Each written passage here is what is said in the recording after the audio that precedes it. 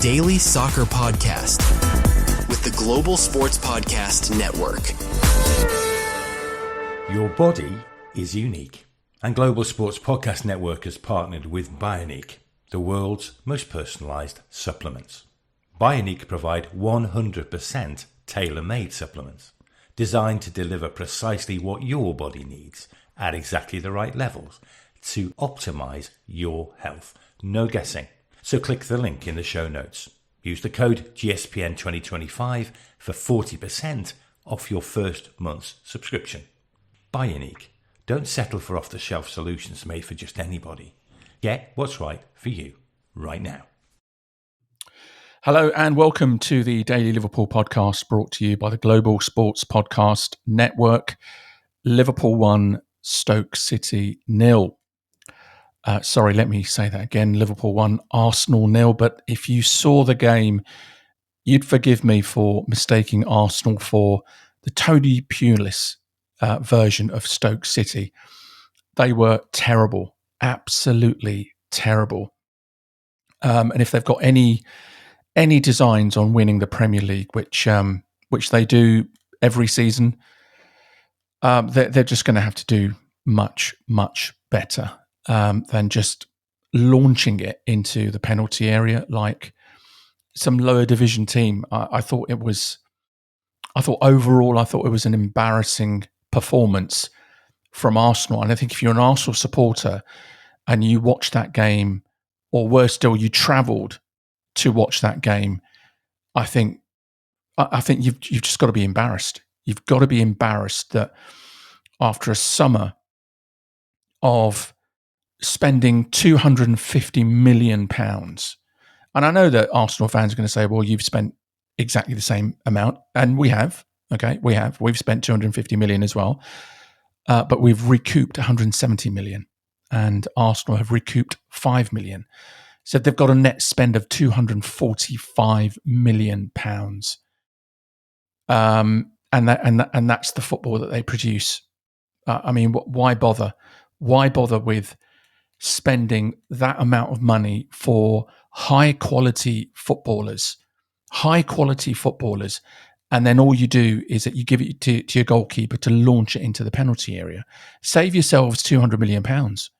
Save yourselves £200 million and buy League 2, League 3 players, League 2 players. Go and buy some players from Grimsby Town, because they were pretty good the other night. But Liverpool, I thought we were quite poor in the first half, and that was partly down to the way that Arsenal played. But look, we've come away with 3 points. Dominic Szoboszlai smashing home an absolutely stunning free kick in the 84th minute. And it was building. I had no doubts that we were going to score because it was just coming. I knew that this game was not going to finish 0-0. And you know what, Arsenal, if you want to score from a set piece, do it with a bit of class. That's how you score from a set piece. The only Arsenal player in danger of scoring from a set piece today was their goalkeeper. Given the number of times that Raya launched the ball into the Liverpool penalty area from the, quite frankly, ridiculous number of free kicks that were given by the referee, Arsenal, just really a horrible team, diving at every opportunity in the penalty area, trying to get a penalty at every corner, every set piece, just falling down, trying to get a penalty. And I think that desperation, and you saw that desperation even in the first half, to get a goal via a set piece, trying to buy a penalty, I think belies one of the limitations of this Arsenal team. And regular listeners of this podcast will know my view of Arsenal. This is not something new. This is not something that I've just made up today. I've said this over the last couple of seasons. And even now, even this season, I do not see them as a credible title threat. I don't see them as a credible title threat. And what do I mean by that? Are they going to be there or thereabouts in a month's time? Yes. Are they going to be there or thereabouts come January the 1st? I believe they will. And are they going to be there or thereabouts in February and maybe even coming into March? But I don't think that they'll be able to see it through. And I think that the really, really critical moments are the ones that expose the fragility of this Arsenal team and of Mikel Arteta. And this is the game. This is the kind of game that Arsenal would have to win in order to really, really, truly believe that they are going to win the Premier League. Not that they're going to challenge for the Premier League, but that they are going to win the Premier League. But they just don't do it. They always seem happy to kind of rock up to Anfield or to the Etihad and just try and get a point, or try and get their noses in front and then try and hang on, which you could see that's what they were trying to do in this game. Get a set piece, get a goal, get ahead, and then try and shut the game down. And I just don't think that that is the mentality of champions.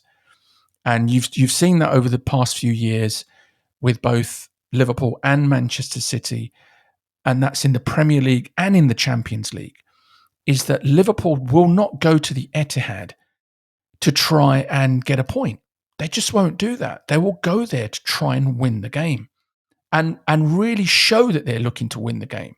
You could say, everyone says pre-match in the press conference, oh, the most important thing is the 3 points. We just want to win the game. But in terms of going out and playing the game on the front foot, being positive, showing that mentality that not only do we want to win the game, but we believe that we can win this game. We have the right to come to the Etihad and expect to win the game. And Liverpool have done that consistently over the years. When they go to the Etihad, they do that when they go to the Emirates, Arsenal. They do that at Old Trafford. I know that Manchester United haven't been a title rival, but they are our historic rival. That's the big game. That's the game that every Liverpool supporter looks for when the fixtures come out, and that's the game that Manchester United fans look for when the fixtures come out, irrespective of our positions in the league, and whether or not we're going to win the league or not, or whether we're challenging or not, or whether we're just trying to get into Europe. That is the big game for both Liverpool and Manchester United, is each other's matches. And so that's a massive game for Liverpool. And we would never go to Old Trafford and just not try and win the game, or try to squeeze a game and try and nick it 1-0.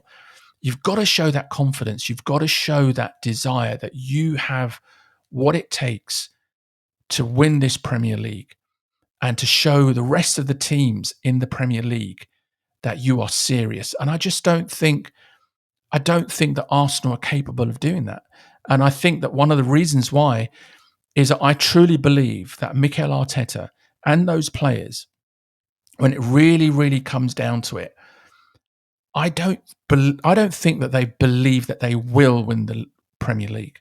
I think that they can win it, but only if all the conditions are there. So Manchester City have to falter, and Liverpool have to falter, and everything has to go their way, and then they'll win it. But they're not capable of prizing that Premier League trophy out of our hands. I don't think they are. And so, as I said, I don't think that they're a credible threat to our title this year. I think the biggest threat to Liverpool Football Club retaining the Premier League title this season is Liverpool Football Club. And that is, I thought that was borne out really well when the substitutions took place in this game.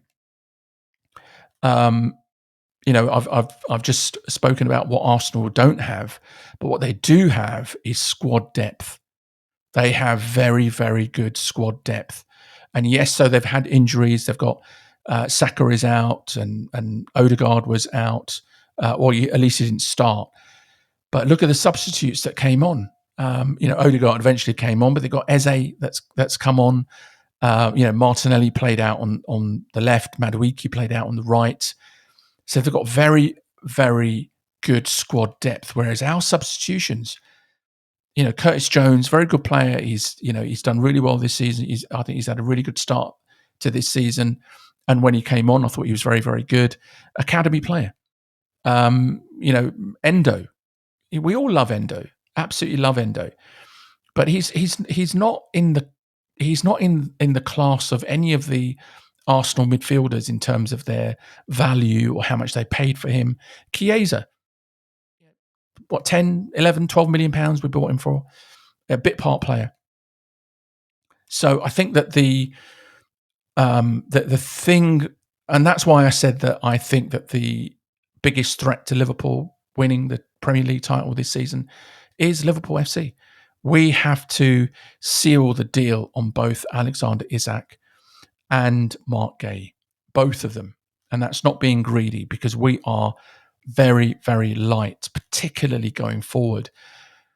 The fact that Chiesa was really the only kind of recognised forward that we had to bring on, that's not enough to sustain a title challenge this season. It's not enough to get us through the cup campaigns. It's not enough, certainly not enough, to see us mount a challenge for the Champions League. So, we've got another deadline day is looming now in the transfer window. So let's see what happens with those transfers. I thought that the players that did play, though, a special mention to a few players. I thought Ibrahim Konate was really impressive until he went off injured, which is, again, that's one of the concerns with Konate. But bearing in mind that the two games that he started off the season with, against Bournemouth at home and then away to Newcastle, where he was so poor in both of those games, and it was a real concern. A lot of talk that his contract situation, it has been a cause, for distraction. But he came back with a really strong, solid performance, much more like the Ibrahim Konate, that we all know from last season, from that title-winning campaign. So I thought that was really good to see Konate, back to some kind of form. And it's just, obviously, it's a worry. We don't know what kind of injury he sustained. It looked muscular, which, again, this is how I categorize players that are injury prone. It's not the players that get the impact injuries. It's not the players who even get serious injuries like an ACL, because those are generally you twist your knee or it's an impact injury. For me, the players that are injury prone are those that always pull a muscle, a calf strain or a thigh muscle or a hamstring. Those are injury prone players. And Konate has been that. Last season, I thought he was really good, even with his fitness. The only time that he had out was an impact injury that he suffered against, I think it was Real Madrid in the Champions League. And, and that was an impact injury that kept him out for, I think, 4 to 6 weeks. But he didn't have any of those kind of thigh strains, calf pulls, all that kind of things that used to plague him before. And so, credit to him. He was really good last season in terms of form and fitness. So it's a bit of a worry that he's suffered what looks like a muscle injury.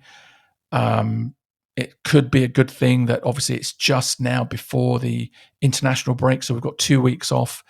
I'm presuming that would mean that he's now going to pull out of the French national team, which is good news for us. Not a big fan. Most Liverpool fans are not big fans of these international breaks, especially the first one of the season. Just 3 games into a Premier League, you're just getting up and running. You're just getting into the groove of things, and then you have this kind of really annoying 2-week international break. But he went off injured, and then Joe Gomez comes on.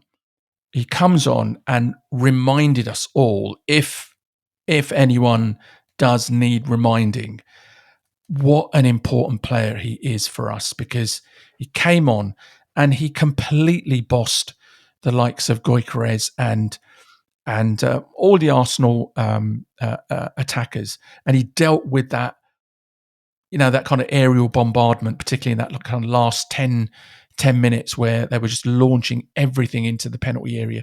And Gomez was just winning everything in the air, winning everything in terms of blocks and tackles. I thought he was absolutely fantastic. And it's, again, it's a reminder of how important he is. I know that there's all this speculation about Mark Gahey coming in. And if Mark Gahey does come in, it means that we've got 5 centre-backs. And you just think that maybe, just maybe, that Gomez might be surplus to requirements and that he moves on. I certainly hope that that is not the case.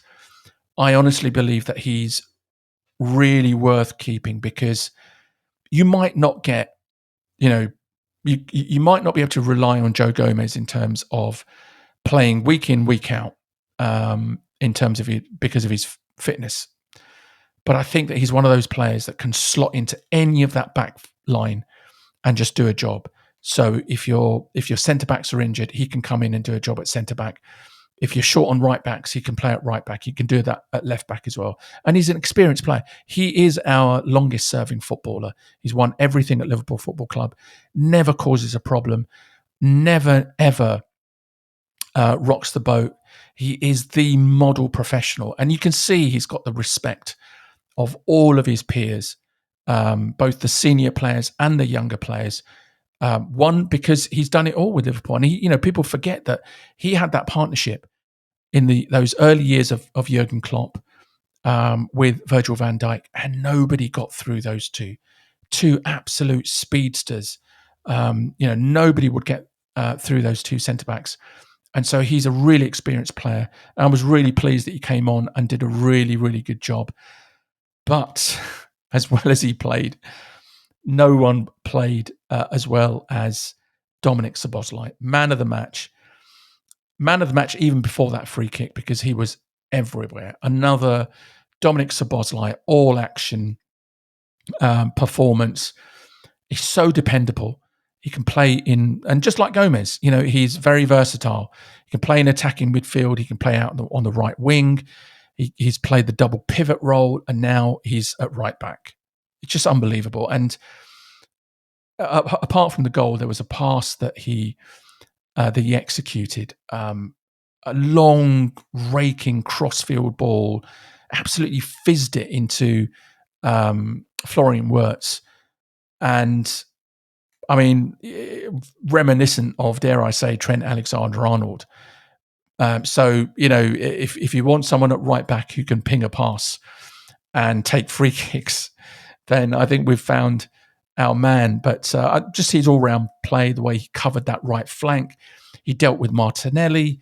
He dealt with Eze when he came on as a substitution, and then pops up with that free kick. And what a free kick it was. It was a good, 30, 35 yards out. And he absolutely pinged it into the corner off the post, just for that kind of added aesthetic. Always looks better when it comes off the crossbar or off the post. And the keeper had absolutely no chance. And, as I mentioned before, the irony of us winning with a set piece against Arsenal, I thought was just, brilliant. So look, it was a great 3 points. I thought, in terms of the game overall, I thought the first half was pretty drab. And I thought Arsenal made it drab because it was just a physical battle. They'd obviously watched the Newcastle game. And, I said after that Newcastle game post-match in the podcast that it was good practice for the game against Arsenal, because that's what we would have to face. But we'd have to face that with an Arsenal team that's just got better players. And so massive credit to our back four and Alisson Becker, as well as the rest of the team, for nullifying Arsenal at set pieces, because none of them shirked a challenge. Even the guys who were just completely dwarfed by, the Declan Rices and the Gabriels and all the kind of towering Calafiori, all the kind of towering 6 foot plus Arsenal players. even the likes of McAllister, Kirkes, all of them, they all did their bit and they absolutely matched Arsenal for their aggressiveness. But we were stronger. We were stronger in the challenge. And I honestly believe that that's why they started resorting to diving around, trying to win penalties. So that was really pleasing to see. And I think that was really pleasing. I'm sure Arne Slot would have absolutely loved, the fight and the commitment that the Liverpool players showed. The second half was a lot better. And, you had Curtis Jones, who I mentioned. I thought he had a really good game when he came on. He was excellent against Newcastle last week. Came on for McAllister, who you can see he's still quite not there. He's not quite match fit yet. He needs a few more games under his belt, and maybe going away with Argentina, that just gives him that extra kind of match fitness, because he was injured through pre-season. So you can see that he's just a yard off it at the moment. But in that second half, you could see that we started to assert ourselves a bit more in midfield, and we started playing more passes between the lines. And you saw Virgil van Dijk coming out of back four, getting into midfield, overloading that area so that more kind of space opens up for the players ahead of him, and it really caused Arsenal problems. And you can see also that Arne Slot really kind of drilled into his players that the game plan was just do not concede, particularly at set pieces, because that's going to be Arsenal's game plan. And I think once you shut them down in terms of set pieces, they're going to have to play football. They're going to have to play football. And anytime they try to play football, they just got shut down. So a good performance from the defence. I've mentioned Konate, more like his best, more like the season, the form that we saw him produce last season. Van Dijk was his usual commanding self, excellent in terms of the reading of the situation and just commanding that back four. I thought Kirkes was a lot better. The first couple of games of the season, he's, again, new signing. You can see he's trying to find his feet. Madueke, to be fair to him, in the first half caused him problems. But I thought he did really, really well to come back really strong in the second half. Showed a really good mentality, came in with some really crunching tackles. And what I love about him is when he goes forward, he's got a pass on him, a really good forward pass. So overall, good signs for the rest of the season. We're going to go to a very, very short break. When we come back, we'll just finish off with some player ratings. Here at Global Sports Podcast Network, we spent a lot of time selecting our delivery platform. Zencastr came out the clear winner. With 4K video recording from your phone and AI editing that automatically removes all those ums and ahs, it's super easy to start a podcast that sounds great and is delivered efficiently. If you're ready to tell your story, check out the link in the show description to learn more about Zencastr. Okay, let's get into some player ratings. As I mentioned earlier, I thought the back five were very, very good. I thought Alisson Becker in goal, just no nonsense. No nonsense. Anytime he needed to make a save, he made the save. He made it efficiently. And another great thing about Alisson, I know it sounds really basic, but trust me, you can see every weekend, you'll see a goalkeeper in the Premier League make a save and then parry the ball back into harm's way, back into the path of an oncoming striker, back into the 6-yard area. Alisson Becker doesn't do that. He made the save and pushes the ball always wide and safe. Handling excellent, distribution excellent, just calmness personified in that, between the sticks. So 8 out of 10 for Alisson.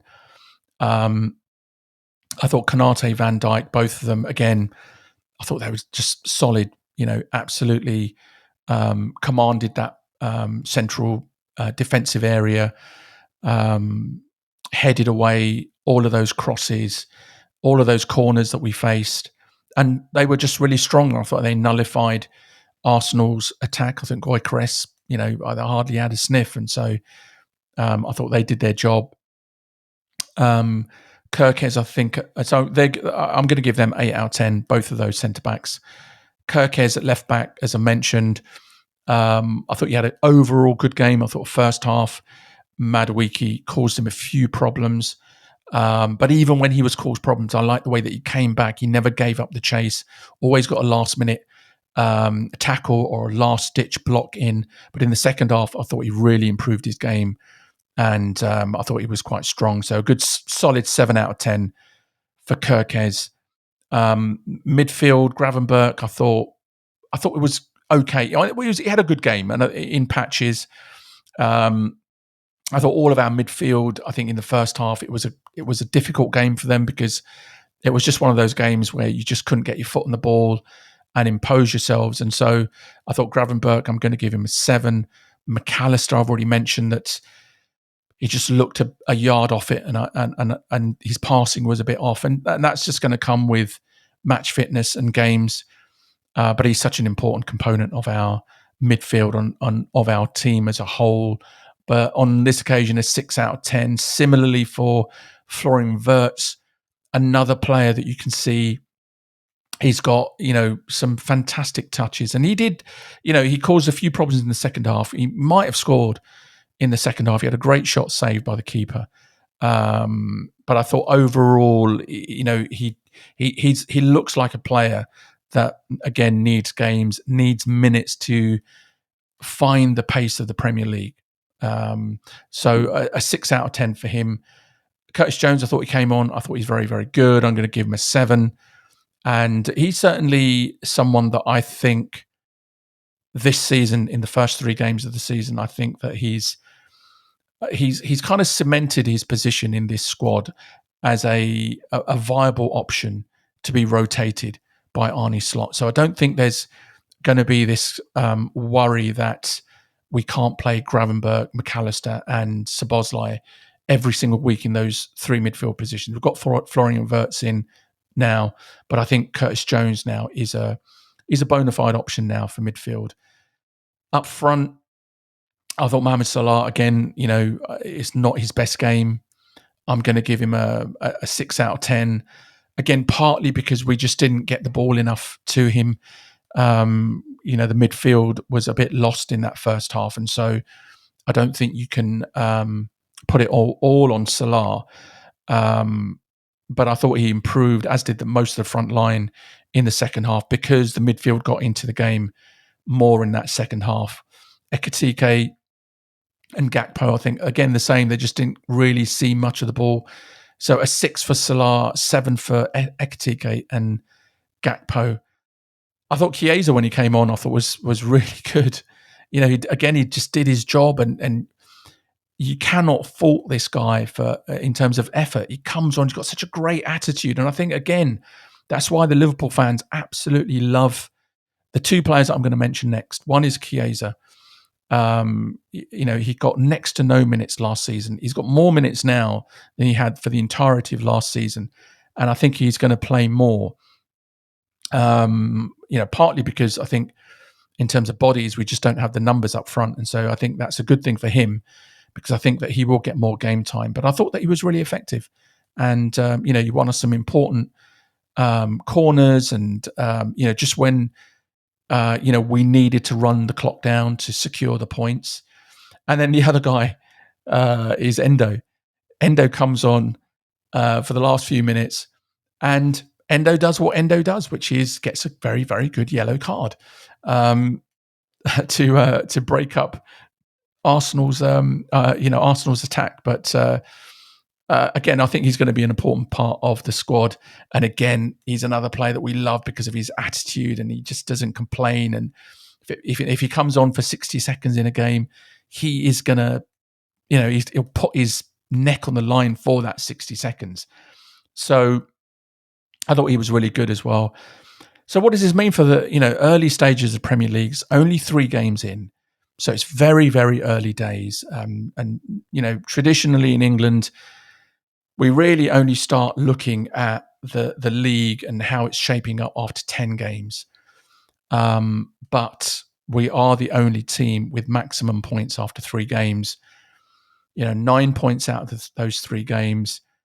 Arsenal came, rocking up to Anfield with maximum points, two wins out of 2 games. Was it 7 goals, I think, scored?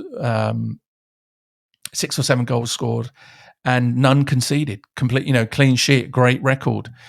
But they had to come to Anfield. They had to come to Anfield and put down a marker and show that they are genuine, serious title contenders. And instead, it's Liverpool that has put down a marker, given everyone a reminder that this is the home of the champions and you're going to have to go some way to beat this team and to finish ahead of them. And, both, obviously we beat Arsenal today. Manchester City lost earlier in the day. That's 1 win out of the first 3 games for Manchester City. So 3 points out of a maximum, out of a possible of 9. So, we are the team to beat. But, and it is a big but, we do need reinforcements. And, the next day or so, Monday, 7 p.m. UK time is the deadline for the summer transfer window closing. And, fingers crossed, I really, really hope that the next time we're on the podcast, we're announcing that Alexander Isak and Mark Gahey have joined Liverpool, because we really, really do need those reinforcements, particularly up front. We really do need the numbers. But, we'll see what happens in the next 24 hours. So that's all for today. Don't forget to follow us on your preferred podcast platform so that you get the very latest content when it drops. You can follow us on social media at GSPN Liverpool. You can email us at gspndailyliverpool@gmail.com. Join us again tomorrow where Adash and Michael will go through the weekend's action in a bit more detail, as well as hopefully bringing you some late transfer news as I mentioned, the deadline day approaches. Until then, thank you for listening.